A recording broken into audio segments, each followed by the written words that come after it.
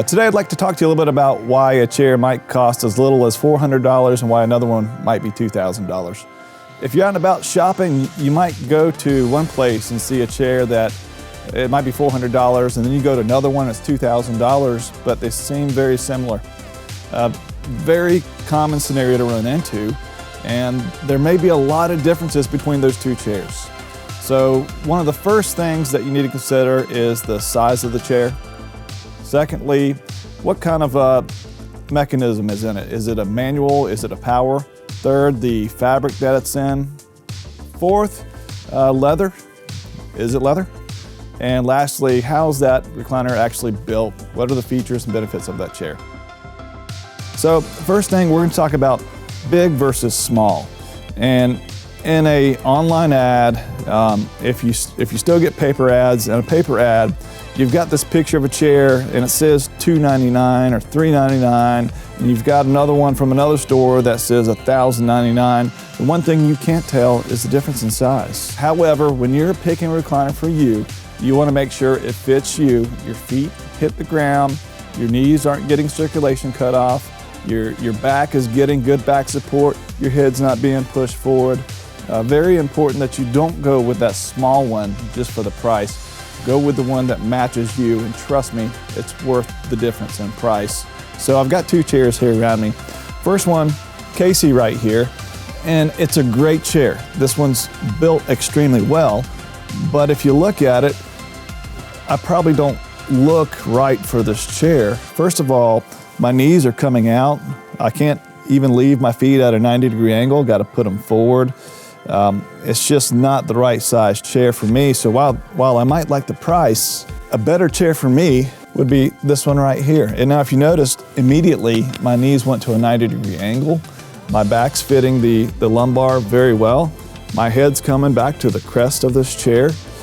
And while it costs more over time, I'm going to be much happier, because if you get a chair that doesn't fit your body, you're not going to be comfortable in it long term.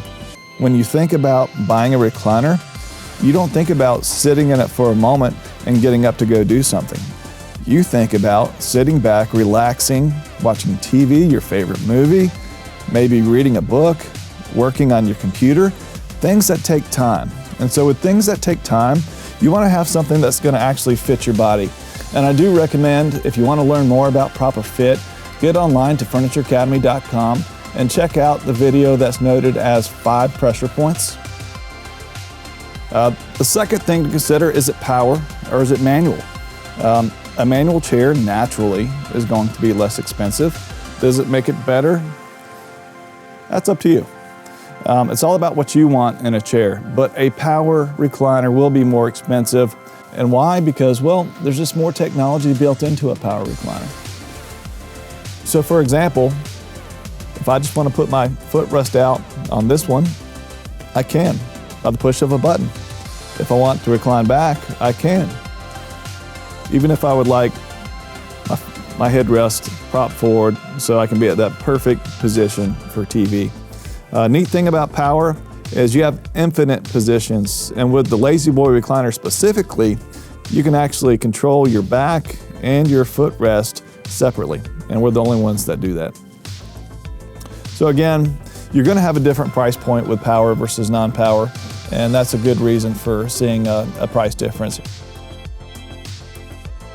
Third thing to consider is, what kind of fabric is it in? We typically manufacture a recliner in 1 or 2 different colors, and that goes industry-wide. And so a manufacturer will take a fabric that is pretty likable, probably going to be a tan or a beige in many cases, and then manufacture the majority of the recliners in that fabric.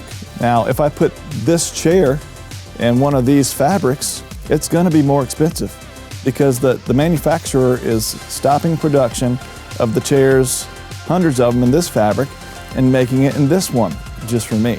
So naturally it makes sense that it's going to be a little bit more expensive to do that. Fourth thing you need to take into consideration is leather. Really, you need to ask yourself, is it leather you're looking at? Because it may not be. There are different kinds of leather, and so you're going to pay different prices for a top grain leather, a full grain leather or a bonded leather. In the industry, there's a term called bonded leather.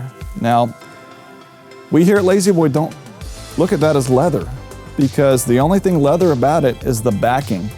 And the top of it's gonna be a fabric made out of polyester or polyurethane. Everything you're touching is gonna be a fabric.